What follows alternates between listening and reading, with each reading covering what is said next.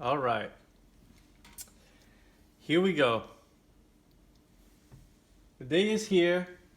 I've been waiting for this day for quite some time.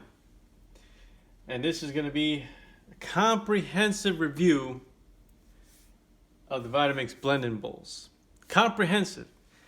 What that means is it's not, oh, look, I got the Vitamix bowls. Yay! No, this is not that. And this is not, look at what you can make in it and all that kind of stuff like that. Because I'm not a chef. I just throw stuff in there. I'm a complete buffoon in the kitchen. But even I can get this stuff right most of the time. So the purpose of this review is all the other reviews online, not really just online, just YouTube basically. They are not complete in the fact that they don't go into technical detail. They have a lot of the overviews like, well, here's, look at this, the basic obvious stuff. And they'll have they'll make the food and recipes and want that, make everything look delicious and enticing.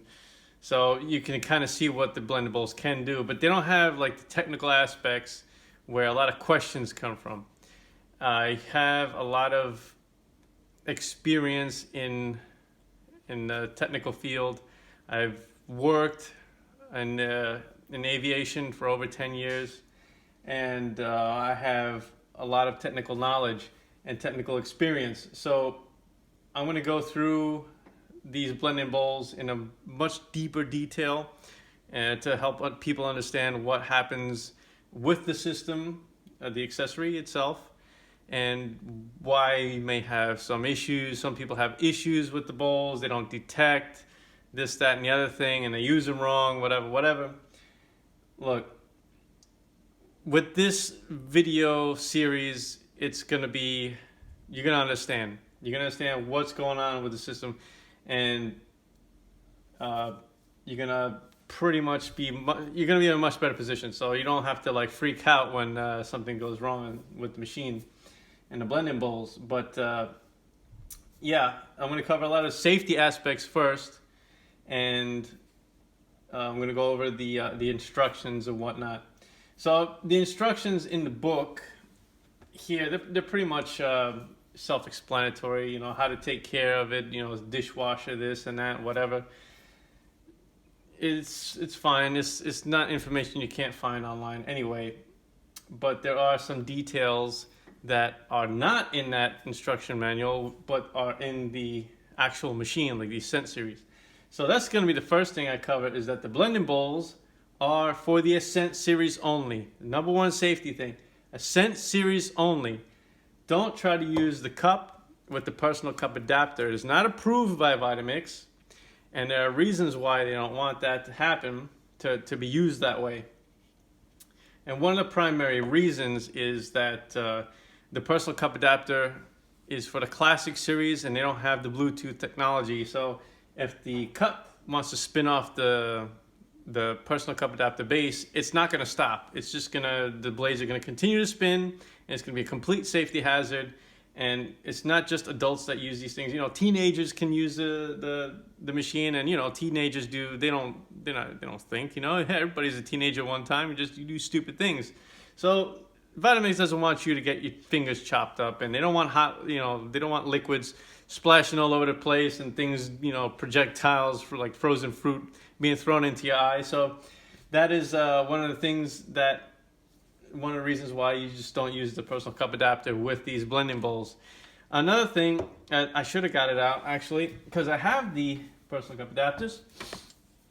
Let me get this here. Okay. The personal cup adapter right here has a splash shield around it. People think it's a bowl because, why did they make it into a bowl? They didn't make it into a bowl. It's a splash shield. That's why there's holes underneath it, drain holes. If the cup comes off, all the food will splatter here, and then it will be safely contained. But for the classic containers, there's no self-detect, there's no Bluetooth, there's nothing. It's what's called a dumb unit, basically, where it has no electrical provisions. So technically, yes. Physically and all that kind of stuff, the bowls do fit onto the base. They do fit and they will work. But look at what I did there. My hand is inside the shield.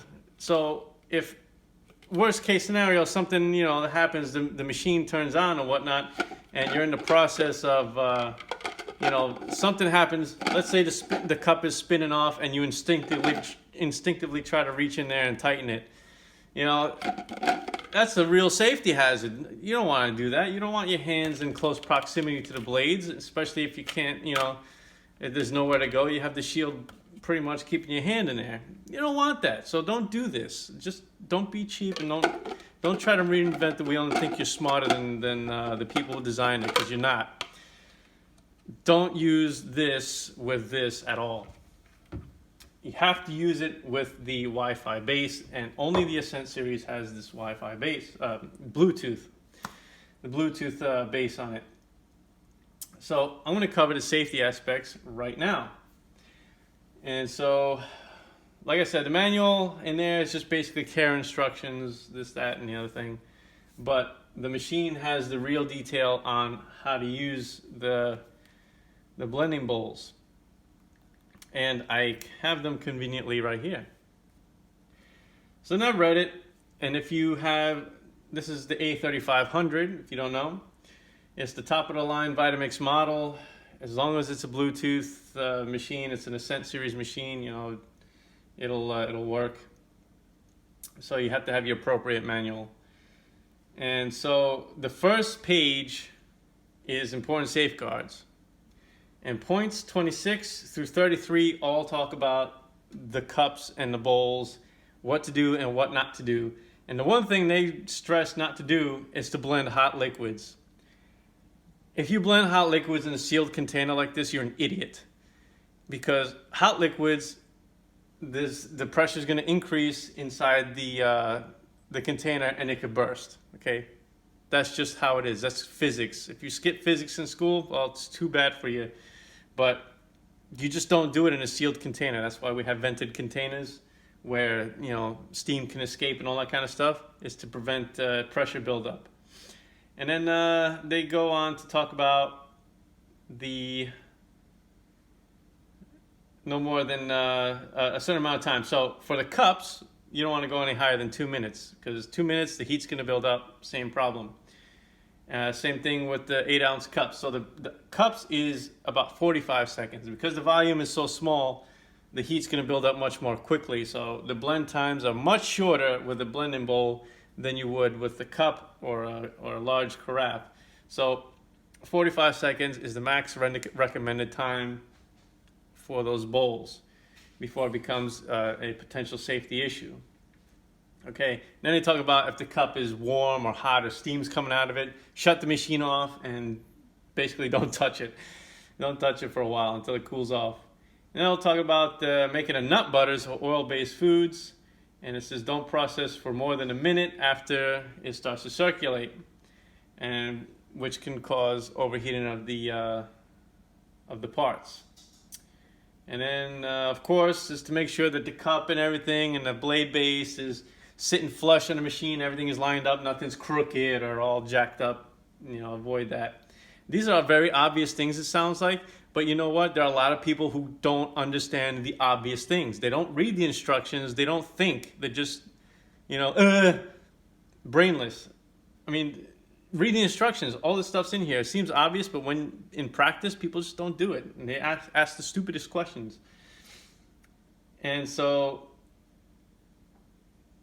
the next page here has a lot of the symbols associated with the parts of the Vitamix machine. And on the lid, you can see that it has 4 symbols. And you can find them right here. Most of them anyway. So the first one, the exclamation point, which should be pretty universal, is like, hey, this is a warning. And that's exactly what it says, warning and caution. Now, I know it seems obvious, but you know what? People just don't understand, things like this. And it's really sad. And there's a little book symbol here, and it says, somewhere in here, here it is. Read and understand the owner's manual. Not just read it, but also understand it. People do not do this when they buy the machine. They just throw everything together and they start using it, and things happen, and oh my God, it doesn't work, or this, that, the other thing. They haven't done the read and understand the owner's manual. That little symbol says read and understand the owner's manual. This is tough love. This is not a BS. This is what you don't see on the videos in the YouTube. I'm giving you the real scoop of how dumb people can be. Okay. Now, the other symbols are not in here, but this one here means don't microwave it. This is not a microwavable bowl, so don't put it in a microwave. You're gonna damage it, especially when it has these two metal rings in here, two metal pieces. They're part of the Bluetooth detection, and that'll be very bad in a microwave. Plus, the plastic is not approved for the microwave. I don't know what's gonna happen, if it's gonna melt or not, but I'm not gonna try it because there's no point.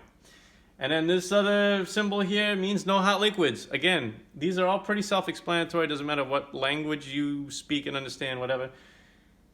These symbols are pretty much universal. But people still don't understand them. And there are a lot of educated people that don't understand these symbols. It's really sad. But that's tough love. I'm just looking out for you. This is the safety portion of the whole review. Stuff that you don't find on YouTube. Okay, so I'm going to skip to pages 5 and 6. Again, page 5 talks about the 20 ounce and 8 ounce cup. It talks about putting hot liquids in here and all the safety issues. Again, they reiterate that in another page. And the very next page is the same thing. No hot liquids. And then people still go, I bought this with my bulletproof coffee. No, you don't do that in a sealed container. Read the instructions, people. For Christ's sake, come on. Oh, God. Okay. So now, in page 6, in here, it says, again, for the programs, the soup program won't be available for the cups, nor the bowls, because you're not supposed to blend hot liquids in the cups. Again, they have to reiterate all over and over again, but people just don't pay attention. They're just too dumb. And then in part 6, they talk about the cups and the bowls, where if the mixture stops circulating, you just go ahead and basically take it off the base, stop the Vitamix, obviously, take it off, unscrew it, and stir stuff up, and put it back on. So that's another tidbit to understand about, nothing's going to be perfect in the blending bowl, because it depends on what you put in here. It may blend fine, or it may hang up a little bit. It's part of it. You can't tamp, so it's one of those things. Now here's where even I got this wrong when I did my unboxing video, and that's talking about the range and the Bluetooth detect and all that kind of stuff. And that's what we're going to get into deeply in this part of the video. This is going to be a part 1, just the safety part of it. Probably going to be like a 3-part series or 4. I don't know how long this is going to go on, but this is the part 1. We're talking about only the safety aspects, the technical aspects of the blending bowls. Now, in the manual, people ask this all the time. I have problems with detection. Does it detect? And this blah, blah, blah, detect. They don't read the manual, and they don't see that this part is in here. However, this is partly a problem with Vitamix design. And like I said, I love Vitamix, but there are some things that they really need to rectify when it comes to the blending bowls. Or at least this is the first thing I've noticed. So, I don't have the cups yet, but this is just covering the bowls. But I'm assuming that the cups are going to be similar. So it says, before putting the blade base on the cup, locate the 2 arrows on the blade base. Okay, so I'm going to show you. On the blade base, there are arrows on here. Okay, let me see if I can really show you. Try to get the light in. See that little arrow? There's another one on the other side just like it. Okay. And those arrows have to align with a range on the bowl. Now, in this picture, you can see that the range that they have depicted in here is grayed out. That looks almost exactly like the little two rings on here, right? The half moons. It looks virtually identical. The picture is the same color as the magnet here. It's not really a magnet, it's just a steel piece or a metal piece. But, you know, I mean, it looks like this is the range, right? It's not this is not the range they're talking about. So if you try to align the arrows with this range, it's not going to work. That's exactly that's my first initial thought, because I read the instructions when I did my unboxing, and when I covered that, I even got it wrong. So I'm like, wait a minute. Because I noticed something about the bowls other than this, and that is that there's actually more markings on the bowls.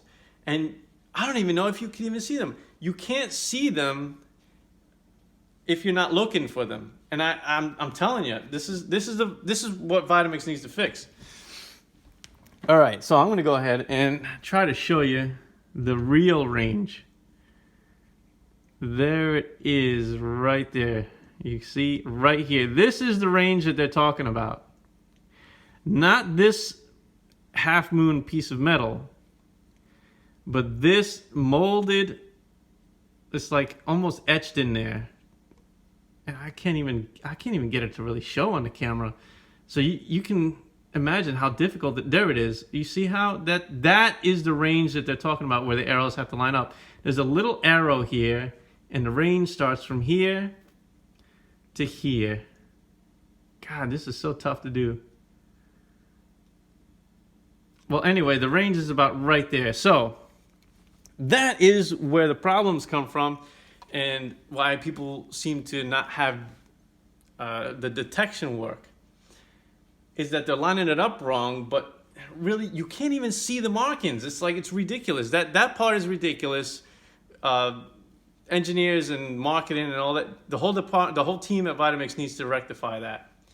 So when you put them on there, they have to align to that range, which makes sense, because when I tighten it down and give it a good tightening, the arrow that's on here does actually line up with that range in there.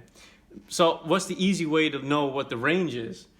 Well, the easy way to know what the range is that the range is within this Vitamix symbol here, which you can easily see.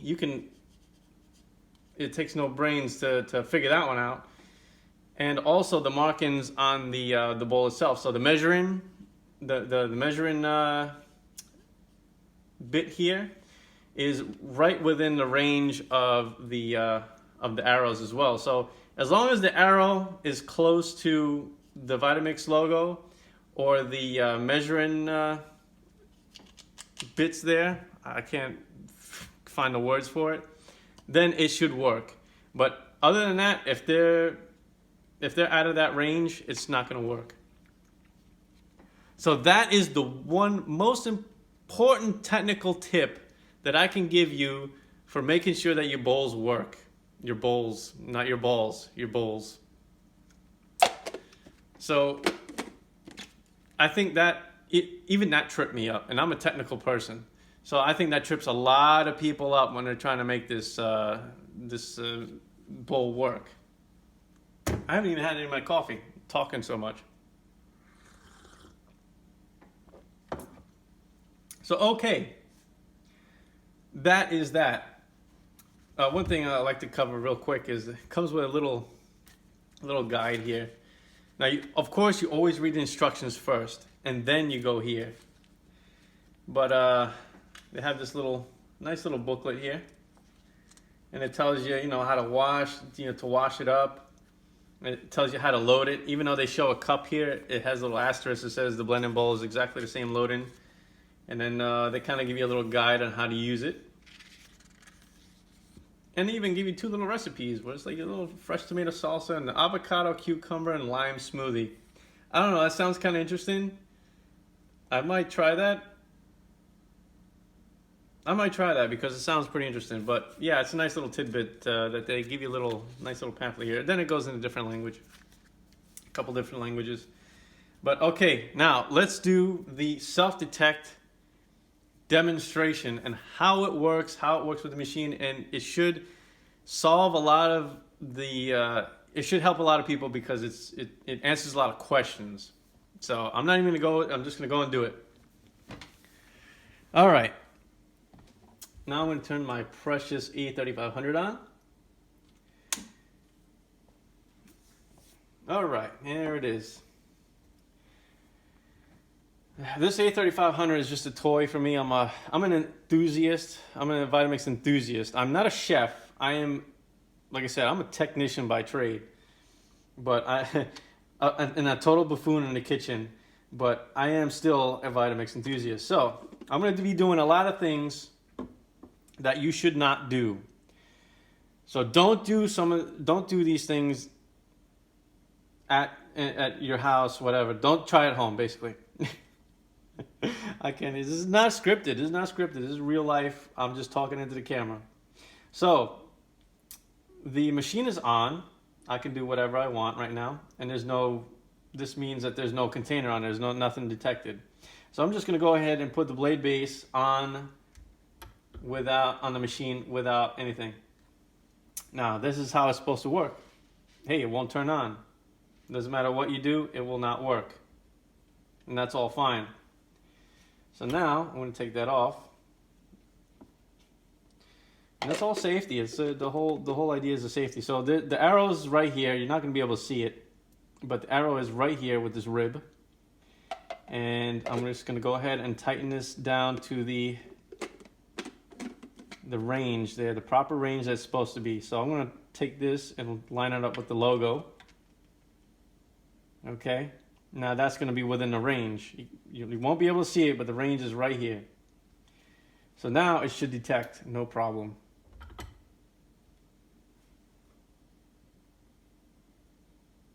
Yep, I'm able to do whatever I want. So the blade works just fine. No problem with detection there. Okay, so now we're going to dive deeper into the whole detection and how it works. The detection is a Bluetooth program. It's a process where it's wireless, like an RFID type thing, radio frequency identification type thing. It's that kind of technology, where inside the blade base, there's I guess some circuitry, some wizardry. You don't really need to know the super technical details of that, but there's some wizardry in here that wirelessly communicates with the machine. And so these metal strips in here complete a magnetic circuit so that it detects whether a bowl is on there or not. So it has to be in close proximity to the sensors in here. And when they're out of whack, that's when the machine stops. But how sensitive is it? And because a lot of people have these detection problems. Well, see, I'm not even going to do that. I'm just going to do it like this, because you know what? Technology, as good as it is, can falter, because don't ever do this, ever. All right, so let me try and line it up with the arrows here. All right, so there's an arrow right here. And I'm going to turn it about 90 degrees away from that. Okay, so it's not going to detect here. There's no detection. However, if I get it to within the range, let's see how close the bowl has to be for it to actually pick it up. Right there. See how it went away?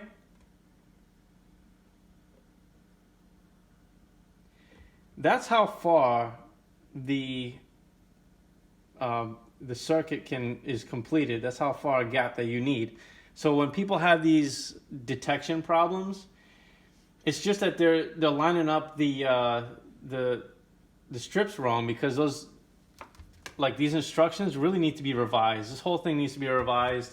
Like the range, the indicated range that's molded on this bowl needs to be more visible. So that is the main reason why people are having problems. So let's see. Let's see how it works, really. So we're gonna have it here. Now, a lot of people say just tighten it while it's on the machine. I don't think that's necessary. But okay, so we're detected. Run it for about, let's go up to about whatever, 20 seconds at low speed, the minimum speed, and we're gonna see just what happens when the bowl is loosens up during a blend.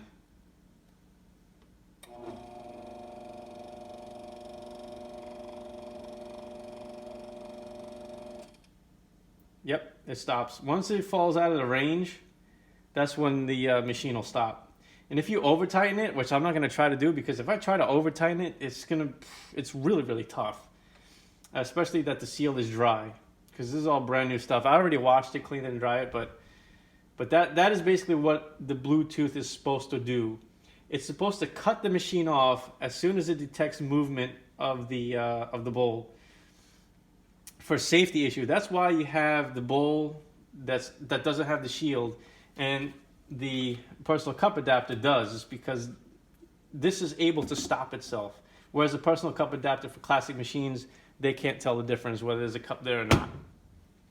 So that is how the Bluetooth self-detect really works. It works from very, very far away. So if you have a problem with detection, go ahead and look very, very closely at the markings on your bowl. It's not the metal half moon strips. It's the actual markings that are laser etched or whatever they do in the plastic itself. And the easiest way to find the markings, to get it is in the right range, is just to get the blade base arrow and line it up as close as you can with the Vitamix logo or the measurements on the side of the cup. And that's the best, that I think is the easiest way to do it, because Vitamix, they need to revise this. They need to have like a black outline or something like that, because those half moons look exactly like the picture inside the manual, and I can see how people can get confused. But that is the technical part of the detection. Now I'm going to turn the machine off, and I'm just going to go ahead and review more of the physical details about the blending bowl. And we're going to start with just a cup, really. Now, I've gone over this already with you just a few moments ago. It has the, these metal strips in there, so you don't microwave it. You know, you don't want sparks flying. You don't want the plastic to melt. But it does have some markings on here, which I wish they did the same thing with the cups. They don't have this on the cups, as far as I know. And I wish they were more visible, but it's okay. It works. It's fine. These little indentations here, these are what guide everything down into the blade. So as things are circulating, these indents here will force the ingredients back into the blades, and because it's so small that it's really hard for ingredients to be thrown away from the blades. That's why these things blend so well without the need for tamping. But it all depends on your ingredients as well. A lot of other reviewers have already covered the quality of the base, how the blades are stainless steel and they're extremely high quality. The seal is a silicone seal. It's also extremely high quality. The coarse threads here, they're always going to have food in them. That's the coarse threads, and they're always going to have some food. Some people complain about that. There's food on the threads. Look, the coarse threads are just supposed to be like that. If they were machine threads, like really fine threads, number one, you're going to strip them, because fine threads are very easy to strip. And number two, it's just going to be even more of a hassle to have to twist the bowl on 20 times, just to get it seated. So that's what you don't do. I noticed that this is the base. The base actually splits, because this here has like a rubber It's either a rubber seal or another silicone seal. It's probably another silicone seal. And so that this is actually a multiple piece unit. So that's pretty cool. You have the obvious metal drive here, Phillips head screws to, I'm guessing that's what binds the two together, the two halves of the unit. And so that's pretty cool. It has a little symbol here that these parts do get hot, and that's normal. It's just, the way it is. And it has a ball bearing here, and this is what's called a sealed ball bearing. So it has a little like rubber piece here to protect the bearing itself from corrosion and elements. So that's a really good thing to have. These are very high quality bearings. Let's see, what else do I want to talk about with this blades? Oh, so the weight of the blades and the I guess the design of how it's designed, basically, as far as ergonomics is concerned. Now, this is designed to fit on the Ascent series in this manner, where it just kind of sits on the machine. And the classic machines the cutouts are different. So you can't fit this one in the classic machine, and you can't fit this on here. It technically fits, but because it has no detection, it's just not going to work. So then, one of the complaints that people often have is kind of how awkward it is they have problems tightening and loosening the base. And that's kind of understandable because this is kind of heavy. And if you have dexterity issues, weak wrists and whatnot, I could see how this can be a problem. I mean, I don't have very big hands, but I don't have tiny hands either. I have pretty average hands, so I can do all right. But you see how it's kind of like very, very big, the base, and you have to have kind of a wide grip on it. That could be awkward for a few people. I can get it, I get that. But I generally don't have much of an issue. So if you have, weak wrists, I can see how that's a problem. Another thing that kind of sucks is that if it's too tight, and you have dexterity issues, it's not like the S series here where the blade base has these two slots where you can put like a butter knife in there and then use leverage to take it off. You don't have that with this, so I could see how that could be a bit of an issue for some people. But generally, as an average person, I can do this, all day long without issues. A little bit of practice goes a long way. If it's really too tight, you might want to revisit how tight you're tightening it up in the first place. Now, mind you, when you blend things up, especially cold things, they'll create a vacuum inside. And so even if you don't tighten it that much, the vacuum will make it feel just that much tighter, so it takes more force to loosen it. But it's not really that big a deal. It's just a little bit of patience, and it'll come off of there. Let's see, what else did I want to talk about? All right, the weight. So a lot of people, they complain about how heavy it is, and it's true that compared to the personal cup adapter. Oh, one more thing about the personal cup adapter is you could see kind of how different they are with the with this design here. I'm trying to think of what to call it really, but anyway, the physical design of it is different. So these, because these valleys are so pronounced, it makes it a lot easier to unscrew like the cups from the base rather than the bowls. So I can kind of see how the personal cup adapter is better in that way. But the weight is a little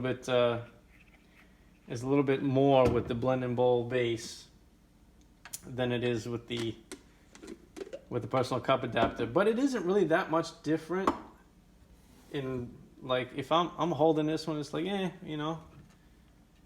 but I feel I don't know, maybe they're similar. So let's go ahead and test. I have a scale. Let's go ahead and test that. So I'm going to do this in ounces and grams. So this is about 18.5 ounces. 18.5 ounces and 527 grams. And then the personal cup adapter is actually heavier. It's 23, almost 24 ounces. And wait, what?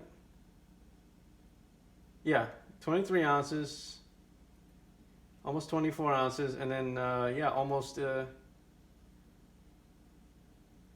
675 grams. So this is actually heavier than the blade base, but for some reason this feels heavier. I don't know, but yeah, this has to be heavy because it has to keep the stability of the machine.